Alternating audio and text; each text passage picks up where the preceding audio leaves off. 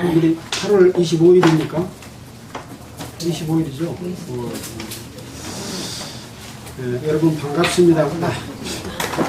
이 시간 함께하는 모든 분들에게도 인사를 드립니다. 오늘은 계속해서 고린도전서 11장을 함께 읽고 그 11장 속에 있는 내용을 살펴보는 그런 시간을 갖도록 하겠습니다. 제가 첫 절을 읽으면 다음 절을 여러분들이 읽어주시고 계속해서 끝까지 읽겠습니다.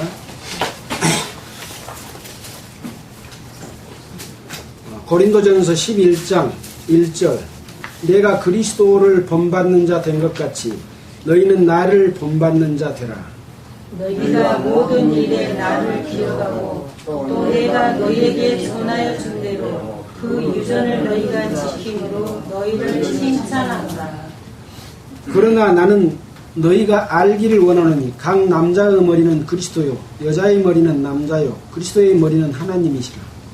물은 남자로서 머리에 무엇을 쓰고 기도나 예언을 하는 자는 그 머리를 욕되게 하는 것이요 무릇 여자로서 머리에 쓴 것을 벗고 기도나 예언을 하는 자는 그 머리를 욕되게 하는 것이니 이는 머리 민 것과 다름이 없음이니라.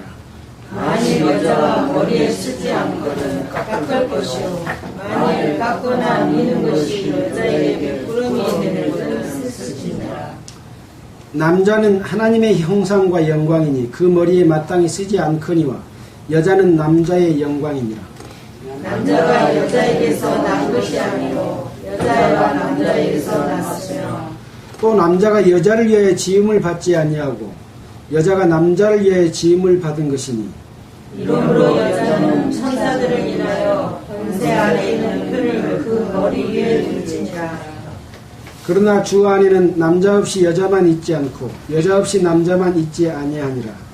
여자가 남자에게서 난 것 같이 남자도 여자로 말미암아 났으나 모든 것이 하나님에게서 났느니라. 너희는 스스로 판단하라. 여자가 쓰지 않고 하나님께 기도하는 것이 마땅하냐? 만일 남자가 긴 머리가 있으면 자기에게 여되는 것을 본성이 너희에게 가르치지 아니하느냐. 만일 여자가 긴 머리가 있으면 자기에게 영광이 되나니 긴 머리는 쓰는 것을 대신하여 주신 영광이라. 변론하려는 태도를 가진 자가 있을지라도 우리의 나라 하나님의 모든 교회에는 이런 교회가 없느니라. 내가 명하는 이 일에 너희를 칭찬하지 아니하나니 이는 저희의 모임이 유익이 못되고 도리어 해로움이라. 첫째는 너희가 교회에 모일 때 너희 중에 분쟁이 있다 함을 듣고 내가 믿으니 너희 중에 편당이 있어야 너희 중에 옳다 인정함을 받는 자들이 나타나게 되리라. 그런즉 너희가 함께 모여서 주의 만찬을 먹을 수 없으니 이는 먹을 때에 각각 자기의 만찬을 먼저 갖다 먹으므로 어떤 이는 시장하고 어떤 이는 취함이라. 너희가 먹고 마실 집이 없느냐. 너희가 하나님의 교회를 업신여기고 빈곤한 자들을 부끄럽게 하느냐. 내가 너희에게 무슨 말을 하랴. 너희를 칭찬하랴. 이것으로 칭찬하지 않노라. 내가 너희에게 전한 것은 주께 받은 것이니 곧 주 예수께서 잡히시던 밤에 떡을 가지사 축사하시고 세워 가라사대 이것은 너희를 위하여 내 몸이니 이것을 행하여 나를 기념하라 하시고 식후에 또한 이와 같이 잔을 가지시고 가라사대 이 잔은 내 피로 세운 새 언약이니 이것을 행하여 마실 때마다 나를 기념하라 하셨으니 너희가 이 떡을 먹으며 이 잔을 마실 때마다 주의 죽으심을 보실 때까지 전하는 것이니라. 그러므로 누구든지 주의 떡이나 잔을 합당치 않게 먹고 마시는 자는 주의 몸과 피를 범하는 죄가 있느니라. 사람이 자기를 살피고 그 후에 이 떡을 먹고 이 잔을 마실지니 주의 몸을 분변치 못하고 먹고 마시는 자는 자기의 죄를 먹고 마시는 것입니다. 이러므로 너희 중에 약한 자와 병든 자가 많고 잠자는 자도 적지 아니하니 우리가 우리를 살폈으면 판단을 받지 아니하려니와 우리가 판단을 받는 것은 주께 징계를 받는 것이니 이는 우리로 세상과 않게 하여 죄성함을 갖지 않게 하려 하시니라. 그런즉 내 형제들아 먹으러 모일 때 서로 기다리라.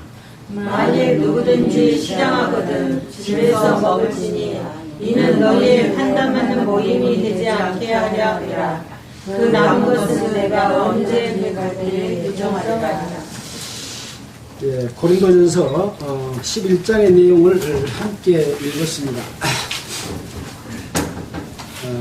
우리는 계속해서 이 고린도전서를 공부하고 있습니다. 공부할 때마다 항상 앞에 어떤 내용이 있었는가 하는 것을 생각하면서 지금 현재의 내용을 보는 것이 말씀이 계속 연속되고 지금 어떤 상황에 있다는 것들을 이해하기가 좋을 것이라 생각됩니다. 우리가 잘 아다시피 고린도는 고린도 교회에 복음을 전해놓고 2차 전도여행을 마치고 3차 전도여행에서 에베소에서 고린도로 편지를 보내는 그런 상황입니다. 그래서 불과 그 기간은 한 5년 정도 그런 지난 기간이었다고 지난번에 우리가 생각해 봤습니다. 이 5년이라는 기간 동안에 고린도로부터 오는 소식들을 바울이 계속 전해 들었고 어떤 것은 또 서면으로 이렇게 질문도 하고 이런 여러 가지 내용들을 종합해서 고린도에게 보낸 편지입니다.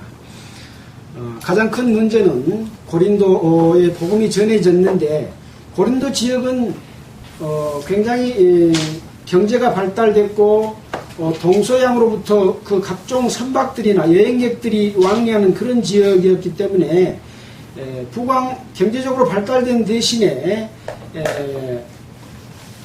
죄를 짓는 우상을 섬기는 또 음란한 그런 지역의 그런 도시였습니다. 이런 것들이 고린도 교회에 영향을 주었고 특히 또 영향을 많이 주었던 것은 무엇이냐면 사람의 지식과 지혜를 굉장히 높이 평가하고 그런 분위기 속에서 서로 대화를 주고받고 그것이 존중받는 그런 분위기가 있었습니다. 그래서 우리가 아테네에서 아테네하고 고린도는 이 지도에서 보시다시피 아주 가까운 인근 지역입니다. 얼마 떨어지지 않는 지역이죠. 서로 유사한 지역이고 아레오가고 광장에서 바울이 말을 했던 그런 것들을 생각해 볼 때 굉장히 그런 그 학자들, 지혜를 가진 자들이 존중받았습니다. 이것이 어떤 영향을 미쳤냐면 복음이 전해졌는데 예수 그리스도가 존중받고 예수 그리스도만 따르는 그런 것으로 전해지는 것이 아니라 이 복음을 전한 사람이 추대되어서 그 사람을 가지고 어떤 팔을 형성해서 다른 쪽의 팔을 공격하는 이런 일들이 일어났습니다. 그래서 1장부터 쭉 하는 이야기가 세상의 지혜는 아무것도 아니고 세상을 지혜는 미련하게 하신 것이고 하는 그런 내용들을 쭉 이야기하고 또 우상에 대해서 이야기하고 또 우상의 재물에 대해서 이야기하고 또 그 다음에 여러 가지 죄를 짓는 그런 문제에 대해서도 이야기를 하고 또 사도의 권리에 대해서도 이야기를 하고 또 혼인에 대해서도 또 간음죄에 대해서도 또 여러 가지 사례를 들어서 이렇게 이야기를 해왔습니다. 그래서 우리는 이런 내용들을 우리가 다 기억하고 어떤 상황이라는 것을 알면은 좋겠죠. 그러나 물론 다 기억을 하지 못합니다. 그래서 오늘의 그 11장을 통해서 또 지나간 일을 되돌아보고 오늘의 내용은 무엇인가를 좀 더 살펴보는 그런 시간을 가졌으면 좋겠습니다. 자, 그러면 고린도전서 11장을 보면서 함께 생각해 보도록 하겠습니다. 11장 1절입니다. 내가 그리스도를 본받는 자 된 것 같이 너희는 나를 본받는 자 되라 라고 말씀을 했습니다. 이 바울은 편지를 보내면서 내가 하나님의 예수 그리스도로 말미암아 사도 되었다 하는 것을 항상 먼저 밝히고 나는 거짓 사도가 아니다 하는 내용을 이야기를 합니다. 그리고 또 말했던 것이 뭐냐? 나는 여러분들에게 본을 행했다라고 이야기를 하고 있습니다. 이것이 바로 복음 전하는 사도들의 그런 당연히 행할 의무라고 하는 것인데 그 전했던 것, 본을 보였던 것이 무엇이냐 하는 내용에 대해서는 이 시대에 우리에게 굉장히 주는 교훈이 크다 이런 말씀을 드린 적이 있죠. 그래서 그것을 잠깐 다시 한번 또 언급을 하고 넘어가는 것이 필요할 것 같습니다. 왜냐하면 현재 이 바울 사도와 같은 그런 복음 전하는 자의 역할과 사명을 다하지 못하고 그것을 마치 자기의 삶의 수단이나 하나님으로부터 받은 어떤 권력이나 영광이나 권위로 생각하고 위에서 군림하는 그런 자세로 살기 때문에 두 번, 세 번이라고도 바울의 본이 무엇인가를 우리는 정확하게 아는 것이 필요하다.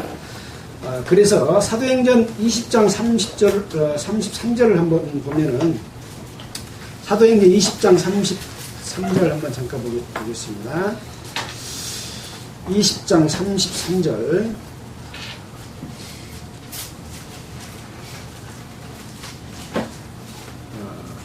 내가 아무 은이나 금이나 의복을 탐하지 아니하였고 너희 아는 바에 이 손으로 나와 내 동행들에 쓰는 것을 당하여 범사에 너희에게 모본을 보였노니 곧 이같이 수고하여 약한 사람을 돕고 또 주 예수의 친히 말씀하신 바 주는 것이 받는 것보다 복이 있다 하심을 기억하여야 할지니라. 그래서 바울은 이 전도 여행을 하면서 예루살렘이 흉년이 들어서 가난했기 때문에 아가야나 고린도나 이런 여러 마케도냐 지역에서 성도들이 내준 헌금을 가지고 또는 헌물을 가지고 예루살렘 교회를 도운 적이 있습니다. 그런데도 불구하고 바울은 아무 은이나 금이나 의복을 탐하지 않았던 겁니다. 그러면서 내 손으로 나와 동행에 쓰는 것을 만들어서 쓰는, 그리고 범사에 본을 보여서 수고하고 또 오히려 약한 사람을 도우면서 말씀하신 것을 우리는 볼 수가 있습니다. 바울이 현재 복음 전하는 자들, 목사라고, 목사는 성경에서 가르치는 자입니다만 지금은 감독 자리까지 오르고 통치하는 그런 자리까지 올라 있는데, 그것은 성경하고는 전혀 다른 내용입니다만은 현재로 보면 어쨌든 보편적으로 목사를 두고 할 수 있는 이야기인데, 직업적으로 전문적으로 복음을 전해야 되기 때문에 또 할 일이 많기 때문에 우리는 성도들이 낸 것을 먹고 살아야 된다라고 하지요. 그게 틀린 말은 아닙니다. 복음을 전하는 자들은 복음을 말미암아 살리라고 했습니다. 그러나 그것을 권한을 쓰지 않고 친히 남에게 누를 끼치고 다른 사람에게 피해를 끼치는 일이 되지 않고 그것으로 인해서 복음의 지장을 받지 않기 위해서 바울은 그것을 몸소 행했다고 하는 그런 내용입니다. 또 데살로니가전서 2장 9절로 10절에도 밤낮 일을 하면서 복음을 전했다고 말씀하고 있습니다. 데살로니가 후서 3장 6절로 9절도 양식을 값없이 먹지 않았다 또 이야기하고 있고, 또 고린도전서 4장 12절에도 또 수고하여 일했다고 하는 내용이 있고, 고린도전서 9장 18절엔 내 상이 무엇이냐, 바로 이 사도에게 주는 복음을 전하는 자들이 그것으로 말미암아 살리라고 했던 이 모든 권한에 대해서 차라리 죽을지언정 그것을 쓰지 않고, 또 내가 이 말을 하는 것은 이렇게 나에게 해달라고 하는 것이 아니다, 바로 이러한 권을 쓰지 않고 하는 이것이 바로 복음의 지장을 받지 않으려고 하는 것인데, 이것이 바로 내 상이다. 바로 앞으로 복음 전할 자들, 또 지금 복음 전하고 있는 자들, 모든 자들이 본받아야 될 바로 그것이다 라고 말을 하고 있습니다. 또 마태복음에서도 예수님께서도 말씀하신 것처럼 너희가 복음은 거저 받았으니 거저 주어라. 하나님의 능력을 행하고 또 죽은 자를 살리고 병자를 치료하는 이적을 행하고 예수 그리스도를 전파하면서 그 값을 받지 말라라고 했던 내용들을 우리는 다시 한번 상기해 볼 필요가 있다고 생각됩니다. 그래서 11장에 시작을 하면서 자기 자신은 그리스도를 본받는 자가 된 것 같이 너희들은 나를 본받는 자가 되라. 지금 복음 전하는 자들이 여러분들은 나를 본받는 자가 되세요 라고 말할 수 있는 사람이 몇 사람이 있겠습니까? 참으로 바울은 그만큼 분명하게 삶을 살았고, 하나님 예수 그리스도로 말미암아 계시된 계시를 직접 체험하고 또 그 예수의 명을 갖다가 전달하는 이런 역할을 했던 분이기 때문에 이런 말을 쓸 수가 있다고 하는 것을 우리는 알 수가 있습니다. 자, 그 다음입니다. 2절에 너희가 모든 일에 나를 기억하고 또 내가 너희에게 전하여 준 대로 그 유전을 너희가 지킴으로 너희를 칭찬하노라. 지금 고린도 교회에 지금 편지는 처음으로 보냈지 않습니까? 그런데 사람들의 왕래를 통해서 또는 그 복음을 전할 때에 그곳에서 가르쳤던 그런 내용들, 이것들을 지킴으로 너희를 칭찬한다, 이런 말을 했습니다. 사실 고린도 교회는 데살로니가 교회에 비교하면 모범된 삶을 살지 못한 지역이죠. 그럼에도 불구하고 그렇게 열심히 바르게 바울이 전해준 유전과 본을 지켰던 사람들이 있었습니다. 그들에게 칭찬을 아끼지 않는 것이죠. 왜 그렇습니까? 다른 잘못된 삶을 사는 사람이 있기 때문에 이 칭찬을 통해서 그 사람들이 나도 저렇게 살아야 되겠다고 하는 그런 마음을 부추겨주기 위한 것이라고 볼 수 있겠죠. 그러면서 이제 이야기를 합니다. 자, 그동안에 우리가 말씀을 드렸습니다. 여기 어떤 지금 계속해서 이렇게 고린도전서에 많은 내용을 언급을 했는데 이것은 고린도에 있는 그 성도들이 궁금하게 생각했던 내용들을 계속 바울에게 전해왔기 때문에 그거에 대해서 무엇에 대해서는 이렇게 설명을 해주고 있다 하는 내용들을 우리가 성경을 공부한 분들의 그 내용에 의해서 그런 것을 알 수가 있습니다. 자, 여기에 교회의 질서에 관해서 이야기를 하면서 머리에 못을 쓰는 것에 대한 부분에 관한 언급이 있습니다. 이것을 이제 바울이 설명해주고 있는 그런 내용 가운데서 말씀한 내용입니다. 자, 보겠습니다. 그러나 나는 너희가 알기를 원하노니 각 남자의 머리는 그리스도요 여자의 머리는 남자요 그리스도의 머리는 하나님이시라. 이 어떤 그 교회 안에 남자와 여자의 관계에 있어서 하나님과 사람의 관계를 들어서 그 질서를 갖다 설명해 주고 있습니다. 하나님은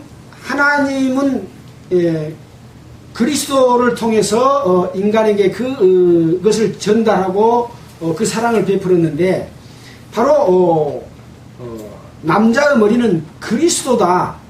그 다음에 여자의 머리는 남자다.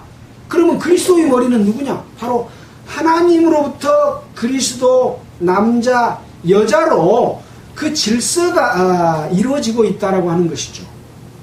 이것은 어떤 굉장히 하나님 스스로 존재하는 분으로서 그 질서, 죄의 근원이 되는 하나님께 도전하려고 하는 사탄의 그 계교에 대해서 어떤 질서를 말해주는 것하고 같은 내용입니다.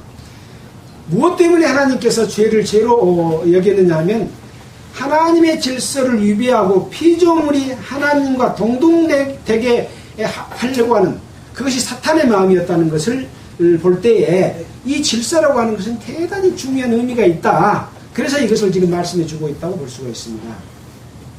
4절입니다. 무릇 남자로서 머리에 못을 쓰고 기도나 예언을 하는 자는 그 머리를 욕되게 하는 것이요 무릇 여자로서 그 머리에 쓴 것을 벗고 기도나 예언을 하는 자는 그 머리를 욕되게 하는 것이니 이는 머리 민 것과 다름이 없습니다. 만일 여자가 머리에 쓰지 않거든 깎을 것이요 만일 깎거나 미는 것이 여자에게 부끄러움이 되거든 쓸지니라. 그래서 남자의 머리에 무엇을 쓰고 기도나 예언을 하는 것은 그 머리인 그리스도를 욕되게 하는 것이다 라는 이야기고, 또 여자가 그 머리에 쓰지 않고 벗고 기도하는 것은 그 머리를 욕되게 하는 것이다. 남자를 욕되게 하는 것이다. 머리를 민 것과 다름이 없다. 이렇게 이야기를 하고 있습니다. 그래서 남자는 쓰지 않고 여자는 머리에 쓰는 것을 지금 이야기를 하고 있는데 이것은 왜 이런 말씀을 하고 있냐면 그때 당시 헬라 지역에 있었던 풍습은 남자들은 머리를 깎았고 여자들은 무엇을 쓰고 어떤 애식이나 이런 데 참여하는 그런 그 관습이 있는 그런 상황이었습니다. 그래서 이것을 이야기를 하고 있는 겁니다. 자, 그럼 유대인은 어떻습니까? 유대인은 머리에 쓰고 각종 그 의식을 행하는 유대인은 기도할 때 무엇을 쓰고 하는 그런 관습이 있었습니다. 이것은 언제부터 생긴 거냐 하면 바울이 하나님을 대하고 십계명을 받으러 갔을 때 바울은 직접 죄송합니다. 이렇게 머리하고 말하고 틀리게 나오는데요. 모세가 십계명을 받으러 갔을 때 하나님을 직접 대면해서 십계명을 받았습니다. 받고 내려왔는데 사람들이 모세를 보니까 모세의 얼굴에 광채가 나서 모세를 쳐다볼 수가 없었습니다. 그래서 모세가 수건을 썼습니다. 하나님의 능력이 나타나면 하나님을 직접 볼 수 있는 사람은 아무도 없습니다. 근데 그 광채를 입은 모세에게 그런 것이 나타났죠. 그래서 모세가 얼굴을 쓰고 대면을 하는 그런 상황이 있었던 그 역사가 있습니다. 그래서 우리가 성경에서 우리가 사도행전 쭉 공부하면서 하나님의 빛이 능력으로 나타날 때 천둥과 번개로 또는 예수님이 사울에게 임했을 때도 빛으로 나타나가지고 바울의 눈이 멀어버렸지 않습니까? 그래서 성경에도 보면 몇 절입니까? 출애굽기 33장 20절에 보면 나를 보고 살 자가 없음이라 라고 했죠. 그래서 죄 있는 상태에서 하나님을 보면 즉사하도록 되어 있는 것이 그 거룩하신 하나님의 권위고 영광이고 권능입니다. 그런 것이 지금 밑바탕에 깔려 있습니다. 그래서 머리에 쓰고 쓰지 않는 그런 부분인데, 자, 그러면은 왜 여자가 머리에 쓰지 않는 것은 머리에 민 것과 다름이 없는 것이라고 말을 했냐? 이것을 우리가 한번 찾아볼 필요가 있습니다. 신명기 21장 12절인가요? 한번 보겠습니다. 신명기 21장 12절인가요? 신명기 21장 12절. 21장 12절. 예. 여기 보면은, 여자 포로를 아내로 삼는 규정해가지고 12절에 그 포로로 잡은 여자를 내 집으로 데려갈 것이요. 그는 그 머리를 밀고 손톱을 베고 또 포로 의복을 벗고 내 집에 거하며 그 부모를 위하여 1개월 동안 애고한 후에 내가 그에게로 들어가서 그 남편이 된다. 그리고 그는 그 아내가 된다. 이런 내용이 있는데 그 머리를 민다고 하는 것은 수치스러운 일이죠. 포로로 여자가 잡혀가서 옛 남편이 있는데도 불구하고 다른 남자에게 지금 종이 돼서 그 남자의 아내가 되는 그런 과정을 거치면서 머리를 밀었습니다. 그래서 또 다른 곳에 보면 여자가 음행하는 죄를 지면 머리를 깎아버렸습니다. 그러니까 그것은 곧 수치를 말한다는 것이죠. 그래서 지금 머리에 쓰지 않으려거든 깎아버려라. 그러고 그 깎은 것이 부끄러움이 된다는 것을 너가 알지 않냐? 그러면 써라. 그런 이야기를 지금 하고 있죠. 무슨 내용인지 이해가 되죠. 자, 그래서 7절에 남자는 하나님의 형상과 영광이니 그 머리에 마땅히 쓰지 않거니와 여자는 남자의 영광이니라. 그래서 하나님의 영광은 누구에게로 나타납니까? 그리스도에게로 영광이 나타납니다. 그리스도의 영광은 누구에게 나타납니까? 남자에게 나타납니다. 남자의 영광은 누구에게 나타납니까? 여자에게 나타납니다. 그래서 그 영광은 한 단계 밑에서 영광이 나타나고 한 단계 위에 있는 사람은 그 영광을 취하는 것이죠. 그래서 교회가 하나님의 영광입니다. 그리스도인들이 바르게 사는 삶이 하나님의 영광입니다. 우리가 이것을 잃어버리면 하나님으로부터 영광을 받지 못하는 그런 잃어버려진 부끄러움을 얻는 그런 삶이 되는 것이죠. 굉장히 중요한 의미가 지금 이 머리에 쓰고 쓰지 않는 소개가 있는 것인데 이것은 쓰고 쓰지 않는 것을 말해주기 위해서 한 것이 아니고 그 질서를 설명해 주기 위해서 지금 바울이 말씀하고 있다는 것입니다. 자, 보겠습니다. 자, 8절입니다. 남자가 여자에게서 난 것이 아니요 여자가 남자에게서 났으니. 이것은 무엇을 이야기합니까?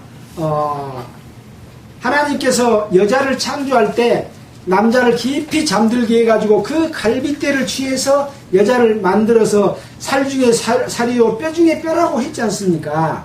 그래서 남자가 여자에게서 난 것이 아니요 여자가 남자에게서 났다 그 말입니다.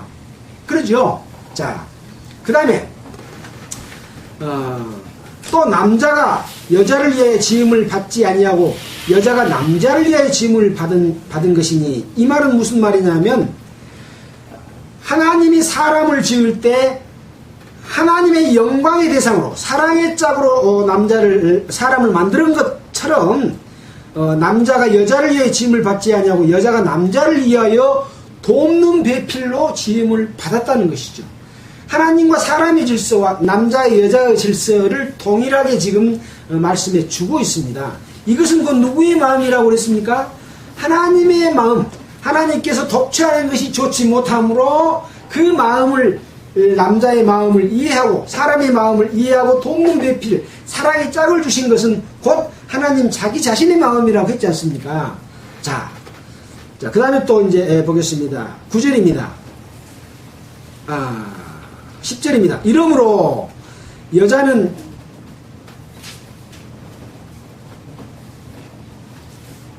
천사들을 인하여 권세 아래에 있는 표를 그 머리에 둘지니라. 여기 상당히 좀 어려운 말이죠. 이러므로 여자는 천사들을 인하여 권세 아래에 있는 표를 그 머리에 둘지니라 라고 했는데 이것은 천사는 부리는 영으로 만들었지 않습니까? 또 항상 어떤 그 하나님의 일이 있을 때 하나님의 일을 직접 하는 역할을 하는 자들이 천사입니다. 그래서 항상 그때마다 천사의 일로서 하나님은 일을 하셨습니다. 이 부리는 영이죠. 그래서 그 여자는 천사들을 인하여 권세 아래에 있는 표를 그 머리에 둘지니라 하는 것은 천사의 입회하에 천사가 입증하는 가운데서 그 증거를 두는 그런 이야기로 지금 하고 있습니다. 자, 11절입니다. 그러나 이제 새로운 말씀을 하고 있습니다. 그동안에는 하나님과 사람, 남자와 여자의 질서에 관한 이야기를 했는데 주 안이란 말이 나옵니다. 그러나 주 안에는 남자 없이 여자만 있지 않고 여자 없이 남자만 있지 아니하니라. 여자가 남자에게서 난 것 같이 남자도 여자로 말미암아 났으니 모든 것이 하나님에게서 났느니라. 지금 하나님의 사랑이 나타나서 그 사랑 가운데에서 창조된 것이기 때문에 그 사랑이 이루어지게 되면 한 몸이 되는 것을 이야기를 하고 있습니다. 그래서 그리스도 안이라고 하는 말이 나왔습니다. 그래서 그리스도 안에는 남자 여자가 차별이 있는 것이 아니다. 여자가 남자에서 낳고 남자가 여자에서 낳은 것처럼 동일하다고 하는 것을 말씀을 해주고 있습니다. 그리스도 안에서 자유와 지위, 이것은 평등하다고 하는 것을 말해주고 있습니다. 자, 13절입니다. 너희는 스스로 판단하라. 여자가 쓰지 않고 하나님께 기도하는 것이 마땅하냐? 만일 남자가 긴 머리가 있으면 자기에게 욕되는 것을 본성이 너희에게 가르치지 아니하냐? 만일 여자가 긴 머리가 있으면 자기에게 영광이 되나니 긴 머리는 쓰는 것을 대신하여 주신 영곤이라. 이제 지금 3절에서부터 13절까지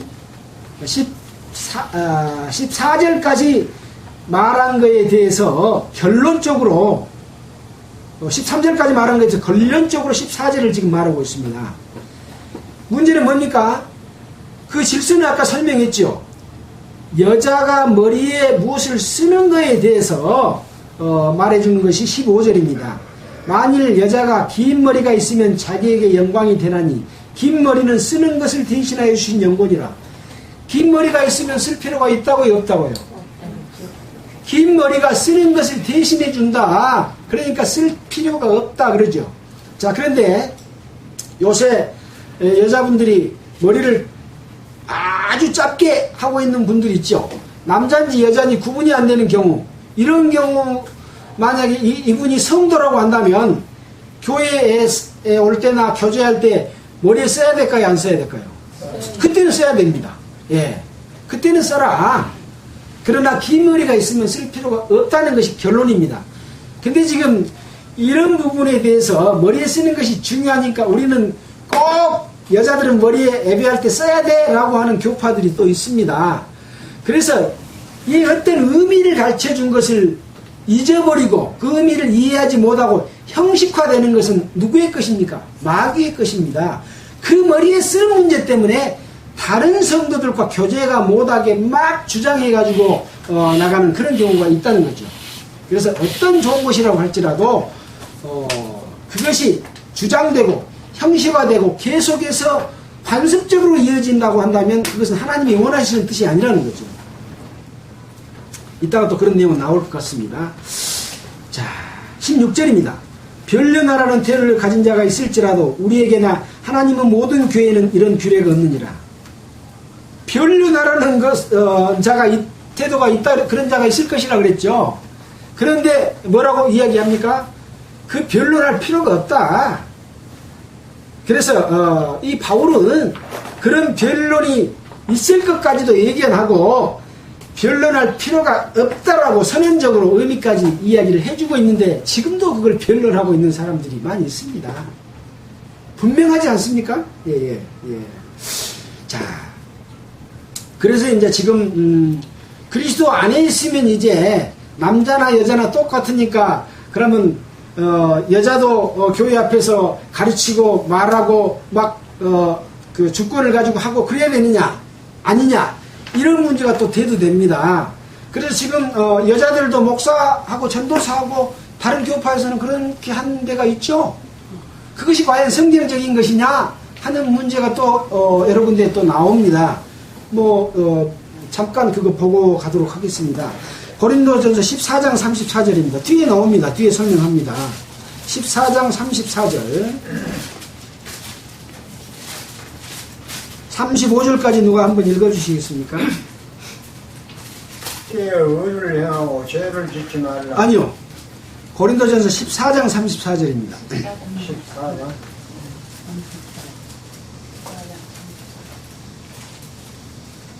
34장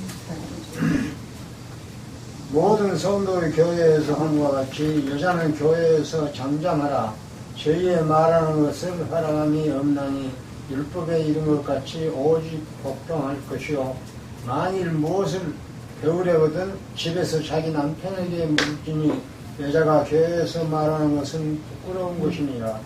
하나님의 말 됐습니다. 예, 거기까지 읽으면 되겠습니다. 그 다음에 디모데전서 2장 11절을 한번 읽겠습니다. 디모데전서 2장 11절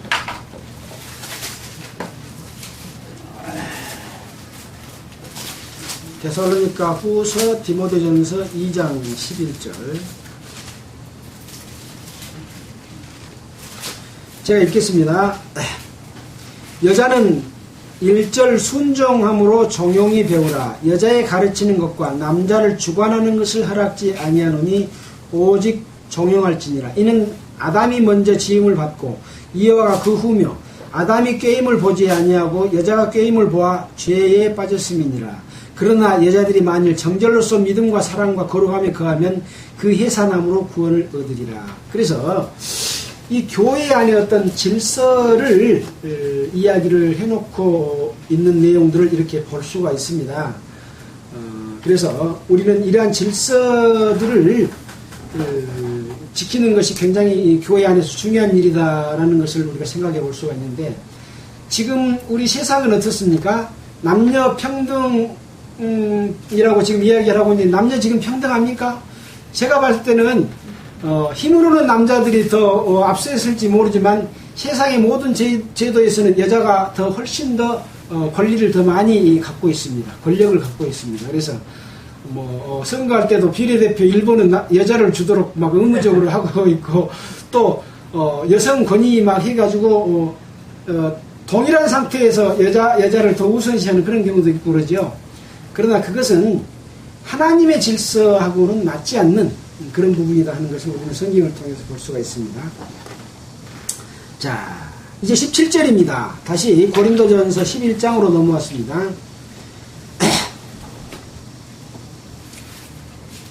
17절. 지금 이제 앞에서 말한 내용과 다른 내용에 관한 말씀을 지금 하고 있습니다. 내가 명하는 이 일에 너희를 칭찬하지 아니하나니 이는 너희의 모임이 유익이 못되고 도리어 해로움이라. 내가 명하는 이 일이라고 하는 이것은 어떤 명함이 있었겠죠. 명령하는 것이 있었습니다. 이것은 곧 만찬에 관한 그런 부분인데 오히려 그 만찬 모임이 유익이 못되고 도리어 해롭다. 그래서 여러분들을 칭찬하지 아니한다 라고 말하고 있습니다. 첫째, 너희가 교회에 모일 때 너희 중에 분쟁이 있다함을 듣고 대강민논이, 이 말은 뭐냐면 대충 그렇다는 것이 아니고 일부 부분적으로 그런 일이 있다고 믿는다, 그 이야기입니다. 대강 믿는다 말은, 그래서 이 번역상에 다른 성경에 보면 일부 부분적으로 믿는다. 그래서 분쟁이 있다 하는데 일부 부분적으로 있다는 것을 믿는다. 너희 중에 편당이 있어야 너희 중에 옳다 인정함을 받은 자들이 나타나게 되리라. 편당이 있어야 너희 중에 옳다 인정함을 받은 자들이 나타나게 되리라. 이 말도 좀 어렵지 않습니까? 편당을 만들고 그 편당이 있어야 너희 중에 옳다 인정함을 받은 자들이 나타나게 된다. 좀 어렵죠. 그래서 제가 다른 성경을 찾아봤습니다. 원어 성경에 가까운 내용을 찾아봤더니 이는 너희 가운데 이단들도 있음이 틀림없기 때문이니 그래야만이 인정받는 자들이 너희 가운데 분명하게 만들어지게 하려는 것이다. 분명하게 더 보여주죠. 너희 가운데 이단들이 있는 것이 틀림없다. 그렇기 때문에 그래야만이 인정받는 자들이 너희에게 분명하게 만들어진다. 이단이 있어야 진짜 이단이 아닌 사람들이 보여서 분명해진다. 그런 의미로 편당이 있어야 너희 중에 옳다 인정함을 받은 자들이 나타나게 되리라. 상당히 어렵게 이렇게 써져 있는 것 같아요. 그러나 내용은 그렇습니다. 그런즉 너희가 함께 모여서 주의 만찬을 먹을 수 없으니 왜 그래요? 이단들, 옳지 않는 자들, 말씀을 떠난 자들이 어떤 당을 만들어 놓고 이렇게 분쟁이 있기 때문에 함께 가서 함께 만찬을 먹지 못한다는 이야기죠. 그래서 함께 모여서 주의 만찬을 먹을 수 없으니 이는 먹을 때 각각 자기의 만찬을 먼저 갖다 먹음으로 어떤 이는 시장하고 어떤 이는 취함이라. 너희가 먹고 마실 집이 없느냐? 너희가 하나님의 교회를 업신여기고 빈궁한 자들을 부끄럽게 하느냐? 내가 너희에게 무슨 말을 하랴? 너희를 칭찬하랴? 이것으로 칭찬하지 않노라. 굉장히 참 온화하게 썼어요. 이것으로 칭찬하랴? 칭찬하지 않노라. 꾸짖는다고 안 그러고 칭찬하지 않노라. 정말 온유하게 쓴 것 같아요. 제 같으라면 어떻게 편당을 만들어 놓고 그리스도 안에서는 한 몸이라고 하는 것 때문에 만찬식을 하는데 너희들이 먼저 갖다 먹고 서로 같은 팬끼들이 모여서 먹어서 나중에 온 사람, 가난한 사람들은 또 못 먹게 만들었냐 하고 막 나무릴 건데 굉장히 바울 사도는 온유한 마음으로 고린도 교회에 말하고 있다고 할 수 있습니다. 여기에는 두 가지 의미가 있습니다. 하나는 아까 말씀드린 대로 당을 만들어 놓고 서로 사이가 안 좋아서 자기끼리 가서 먹어버리는 그런 경우가 있고, 또 하나는 뭐냐, 이때 모였을 때 먹을 때 각자 도시락을 지참해서 한 곳에 와서 먹었다고 이렇게 성경을 보는 분들이 이야기를 하고 있습니다. 같이 가져가서 먹는데 부자들은 자기들끼리 먹어, 또 가난한 자들은 또 가난한 사람끼리 먹어. 이게 균형 있게 분배가 안 됐던 거예요. 그래가지고 먼저 온 사람들, 부자들은 먹어버리고 가난한 자들은 배고파서 먹지 못하는 경우가 생겼다는 겁니다. 그래서 그거에 대해서 칭찬하지 않는다. 근데 그건 어떤 일이냐? 그리스도 안에서는 하나인 것을 나타내기 위해서 만찬식을 줬거든요. 그래서 뒤에 나옵니다마는 한 떡에 참여한다고 하는 내용이 나와 있죠. 고린도전서 10장 16절 앞에 있는 내용 한번 보고 가겠습니다. 10장 16절 10장 16절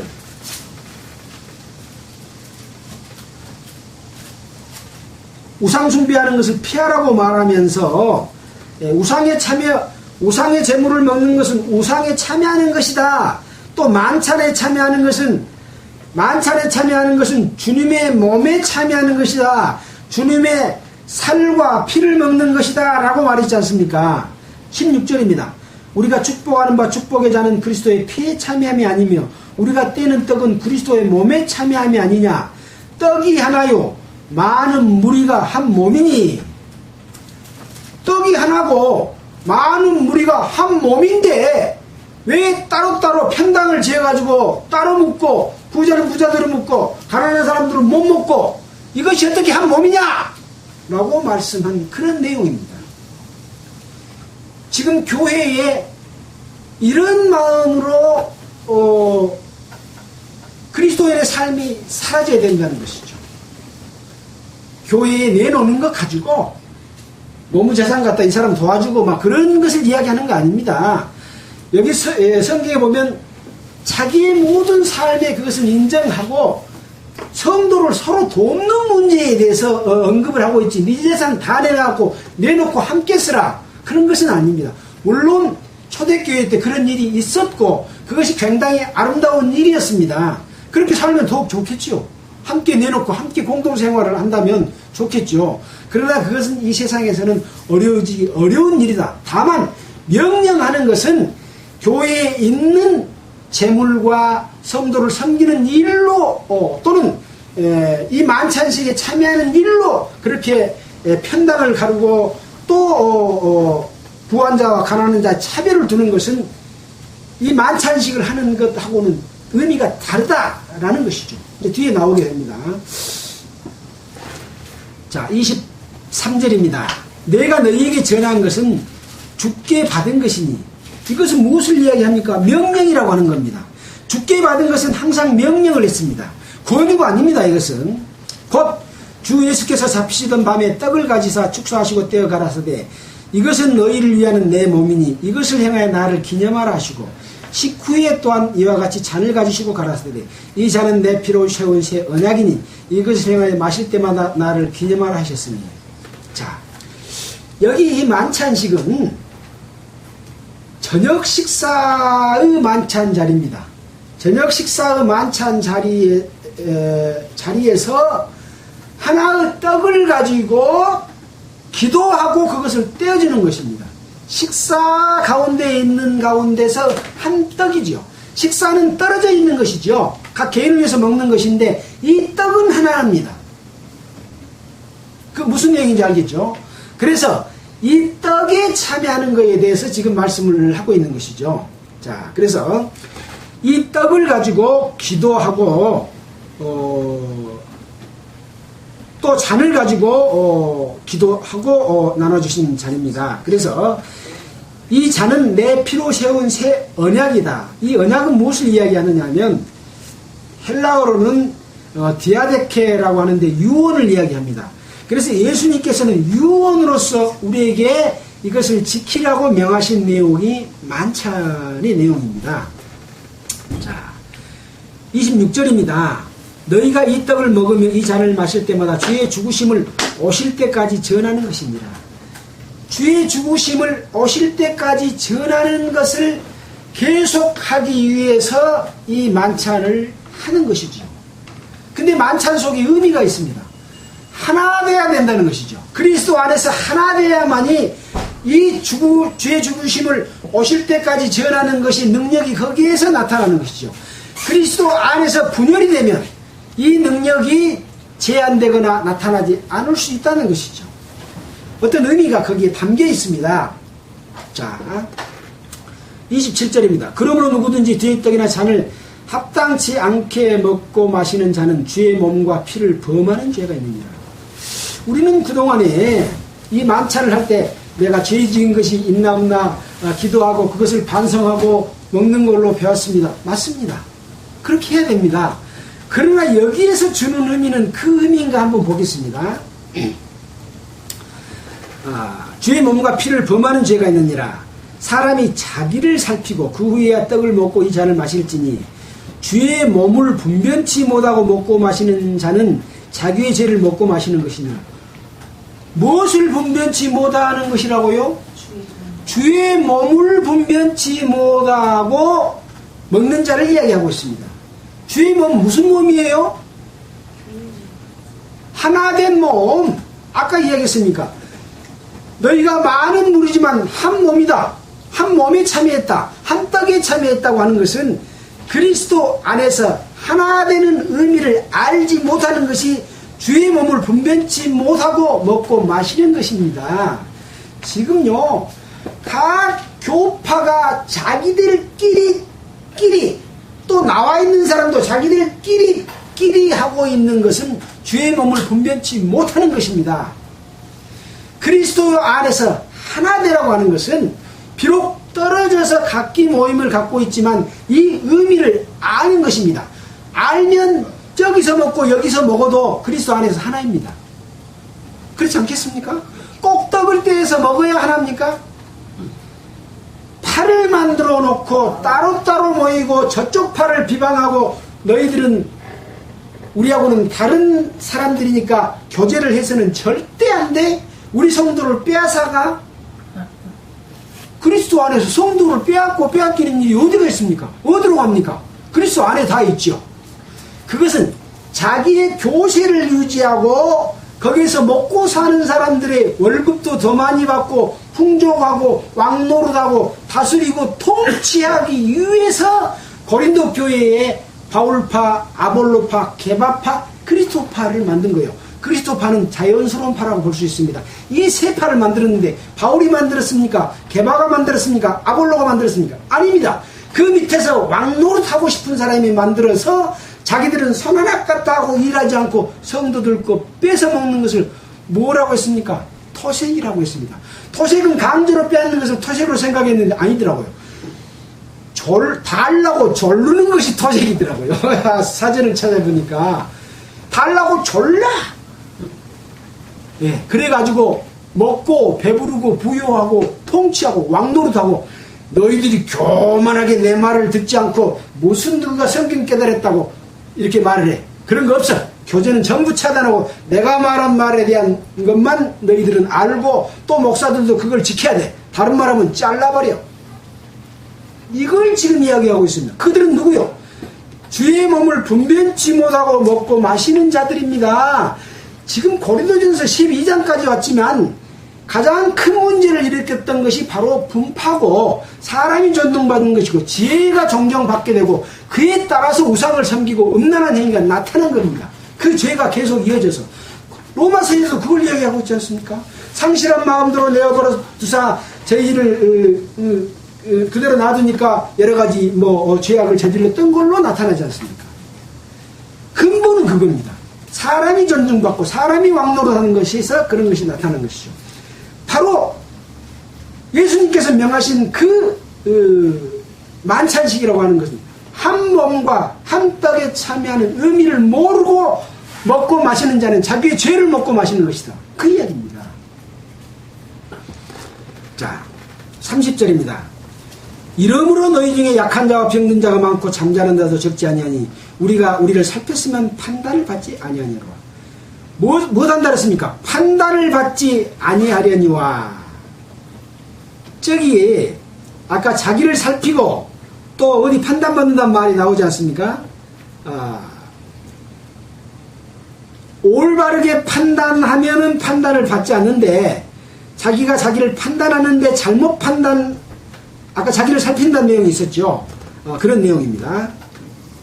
32절 우리가 판단받는 것은 주께 징계를 받는 것이니 이는 우리로 세상과 함께 죄 정함을 받지 않게 하려 하시니라. 그래서 어떤 징계를 통해서 그것을 깨우치게 해주고 세상과 함께 정죄받지 않으려고 하는 것인데 이것은 누구에게 말하고 있습니까? 구원받은 그리스도인과 특히 복음을 전하는 자, 앞서 있는 자, 만찬을 주도하는 자, 이런 자들이 자들에게 그것을 바르게 하도록 하는 그런 취지라고 볼 수가 있죠. 자, 33절입니다. 그런즉 내 형제들아 먹으러 모을 때 서로 기다리라. 만일 누구든지 시장하거든 집에서 먹을지니 이는 너희의 판단받는 모임이 되지 않게 하려 함이라. 그 남은 것은 내가 언제든지 갈 때에 규정하리라. 자, 지금 11장 17절부터 32절까지 말한 것에 대해서 결론은 33절입니다. 33절 한번 같이 한번 읽어보겠습니다. 그런즉 내 형제들아 먹으러 모일 때 서로 기다리라. 네. 먹으러 먹을 때 서로 기다리라. 같이 먹어라. 주님께서 한 몸, 한 떡에 한 피, 한 잔에 참여하게 하는 그 의미가 바로 함께 모여서 함께 떡을 떼고 한 몸을, 한 피를 서로 살과 피를 나누는 것이다. 그 의미이지 않습니까? 저는 이것이 분명하다고 생각됩니다. 이것이 이루어지지 못하도록 막고 있는 것은 무엇이냐? 주님께서는 마지막 계명을 주셨습니다. 무슨 계명입니까? 첫째 계명은 율법입니다. 둘째 계명은 서로 사랑하라고 하는 계명입니다. 그리스도 안에서 서로 사랑하는 것을 이야기합니다. 그 사랑이 넘치면 이제 이웃을 사랑하는 사랑으로 넘쳐서 새로운 사람을 구원하게 되죠.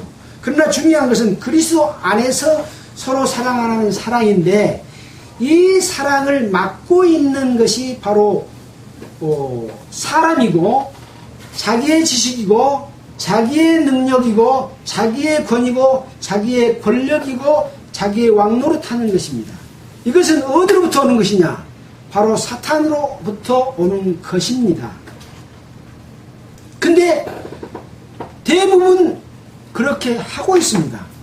지금 복음의 역사가 사라진 기독교 종교단체에서도 그렇게 하고 있습니다. 각 파에서 그렇게 하고 있습니다. 근데는 그들은 그들이라고 칩시다. 구원을 받았다고 말하고 복음을 전하고 있는 교파에서 그러한 행위를 하고 있는 것은 어떻게 설명을 할 겁니까? 여기에 우리는 고린도 교회는 아까도 말씀드렸지만 복음을 전해놓은 지 6년밖에 되지 않는 짧은 속에서 그런 사탄의 역사가 침투했는데 그 사탄이 지금 잡혀가지고 무적행으로 가고 없습니까?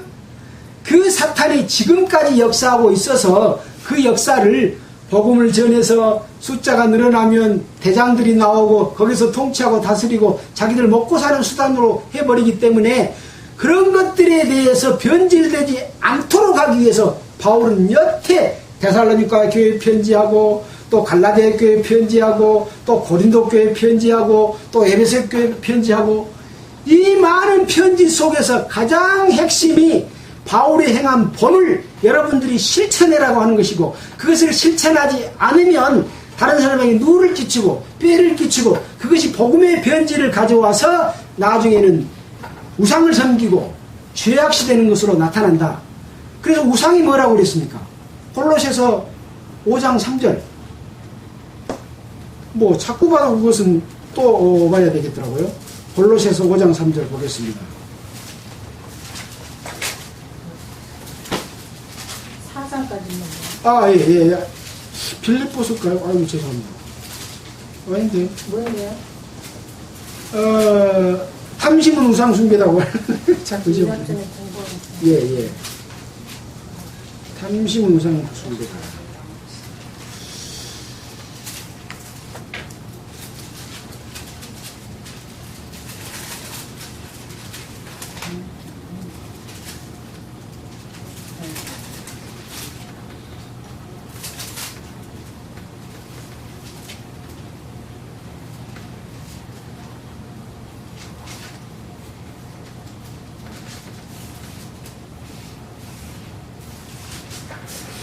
오장 3절 에베소 빌립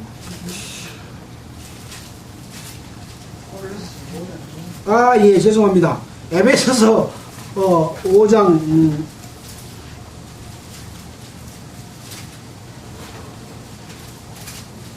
5장 5절 한번 보고요. 보겠습니다. 너희도 이것을 정령히 알거냐. 음행하는 자나 더러운 자나 탐하는 자 곧 우상 숭배자는 다 그리스도와 하나님의 나라에서 기업을 얻지 못하리니. 골로새서 3장 5절. 골로새서 3장 5절. 5장 3절이에요. 3장 5절인데 거꾸로 말했습니다. 3장 5절. 그러므로 땅에 있는 지체를 죽이라. 곧 음란과 부정과 사욕과 악한 정욕과 탐심이니 탐심은 우상 숭배니라. 하나님이 제일 싫어하는 것이 뭡니까? 우상 숭배입니다. 우상은 누굽니까? 타락한 천사 루시퍼가 그 우상이죠. 그래서 다른 신을 섬기는 것, 그것이 우상입니다. 이것이 사람의 욕심에서 비롯된 탐심이 곧 우상 숭배다. 근데 이 탐심을 가지고 먹고 사는 문제 가지고 복음 전하는 자들이 목을 매서 그걸로 복음을 전해놓고 돈을 받고 복음을 심지어 파는 행위까지 하는 것은 탐심 아닙니까? 탐심이죠. 골로새서 3장 5절을 함께 읽고 마치겠습니다. 읽겠습니다. 그러므로 땅에 있는 지체를 죽이라. 곧 음란과 부정과 사욕과 악한 정욕과 탐심이니 탐심은 우상 숭배니라. 기도하겠습니다. 하나님 아버지, 참으로 감사를 드립니다. 우리를 죄에서 구원하여 주시고 하나님의 자녀로 삼아 주신 것을 먼저 감사를 드립니다. 그리고 또 주님의 말씀 가운데서 올바르게 말씀을 깨닫고 그 말씀을 믿고 의지하며 실천하며 살 수 있도록 우리에게 함께해 주신 것을 감사드립니다. 이 말씀을 듣는 모든 사람들 하나도 이루어지지 아니하고 하나님의 자녀로 태어나고 그 다음에 그리스도 안에서 합당한 삶을 살고 또한 이 복음을 주님이 오실 때까지 전파할 수 있는 그러한 사람들이 될 수 있도록 복음에 참여하는 자가 되도록 우리에게 함께해 주시기를 원합니다. 비없는 바는 우리의 가족들과 친인척들 그리고 주변에 많은 사람들이 이루어져 있습니다. 그들이 하나님을 알지 못하고 세상에 빠져서 자기들 마음대로 살고 있는데 그것을 알지 못하고 있습니다. 하나님을 안다고 하면서도 참으로 하나님께 경배드리고 하나님 앞에 합당한 삶을 사는 것이 무엇인지를 깨닫지 못하고 자기 마음대로 자기의 기준에 따라서 하나님을 섬기고 있는 자들이 너무나 많습니다. 그들을 돌이켜 말씀을 듣고 주님의 자녀가 돼서 참으로 올바르게 살 수 있도록 인도해 주시기를 간절히 바라고 원하면서 우리를 구원해 주신 예수님 이름으로 기도했습니다. 아멘. 오늘 처음으로 1시간 안에 이렇게 끝낼 수 있었습니다. 1시간 안에 끝내려고 노력을 좀 했습니다. 요약이 잘 안 되면 자꾸 장황하게 펼쳐져 가면서 핵심을 끌어내지 못하게 되더라고요. 찬송, 찬송 신청하십시오. 찬송하겠습니다.